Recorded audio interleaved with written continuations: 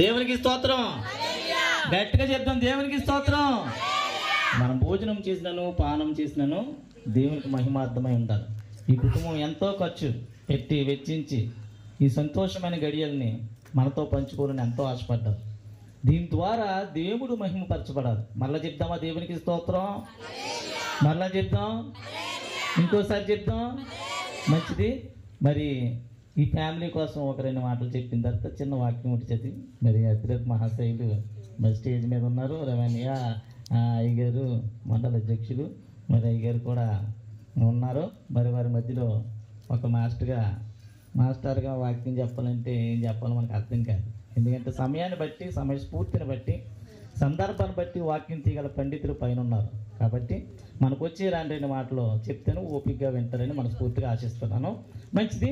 మరి బాలు గారికి ఆ రోజు యాక్సిడెంట్ జరగడానికి కారణం మెయిన్ నేను అయ్యి ఉంటాను.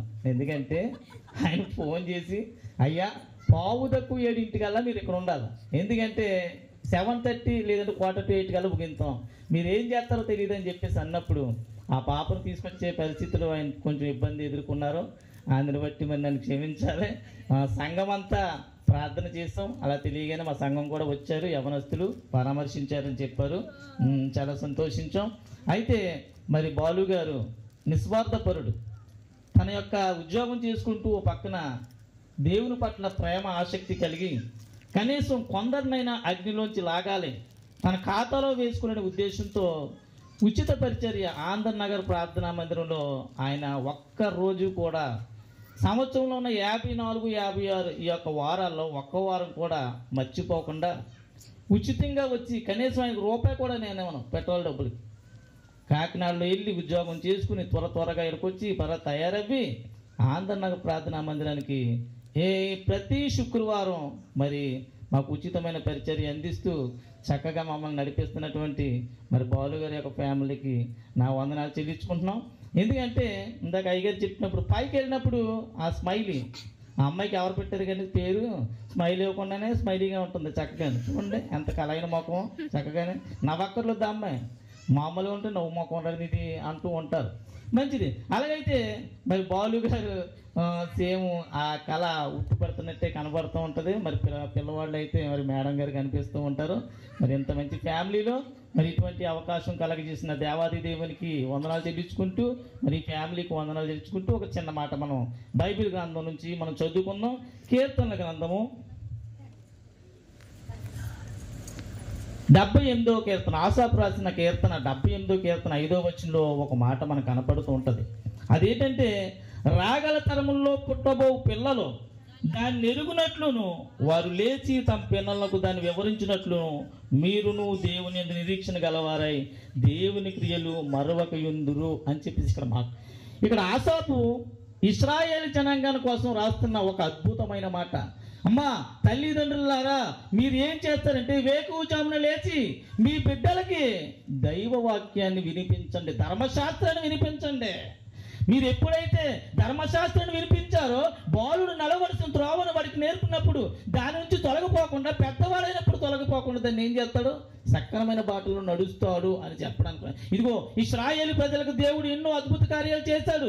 ఎంతో మంది పితరులు దేవుడైన యెహోవా వారికి ఎన్నో అద్భుత కార్యాలు చేశాడు. ఏ దేవుడంటే ఎంతో అద్భుతమైన ఎర్ర సముద్రాన్ని పాయలుగా చేస్తే, తూర్పు గాలి చేస్తే ఎర్ర సముద్రాన్ని పాయలుగా చేస్తే అంత లోతైన సముద్రం నీళ్లు ఒక రాశిగా నిలబడినాయి. కొట్టుకు చప్పట్లో దేవునికి స్తోత్రం. ఒక రాశిగా నిలబడినాయి అంట. ఆరిన నేల మీద వెళ్ళారు, బురద నేల మీద వెళ్ళలేదు ఇశ్రాయేలు ప్రజలు. అయ్యో మాకు ఆకలేస్తుంది అన్నప్పుడు అరణ్య ప్రాంతంలో మాకు మాంసం లేదు. ఎక్కడైనా అరణ్య ప్రాంతంలో మాంసం దొరుకుతుందా అంటే మోషేని ఎంత శోధిస్తున్నారంటే అరణ్య ప్రాంతంలో మాకు మాంసం లేదన్నప్పుడు దేవుడైన యెహోవా తన కరుణ చూపి పూరేళ్లను వాకిట్లో ముందు కురిపించిన ఘనత ఏ దేవుడి కన్నా ఉందంటే 40 సంవత్సరాలు పోషించిన ఏకైక దేవుడు మన దేవుడైన యెహోవా. కొట్టు చప్పట్లో. అంత అద్భుతమైన దేవుడు దేవదత్త తినే మన్నాను కురిపించాడు. నీకు నాకు లేదు అదృష్టం, ఇశ్రాయేలు ప్రజలకు ఉంది. ఇదిగో గోషెను దేశం చీకటి లేదు, ఐగుప్తు దేశం అంతా చీకటి. ఎవరండి సూర్యుని చంద్రుని ఆపగల మహాశక్తి ఉన్నవాడు ఒక ప్రభు అయిన యెహోవా మాత్రమే. నిజంగా ఒక సూర్యుని ఒక లైట్కి కొంచెం అడ్డు పెట్టామంటే ఆ లైట్ అడ్డులోంచి కనీసం కొంచెం వెళ్తున్నా బయటకు వస్తుంది.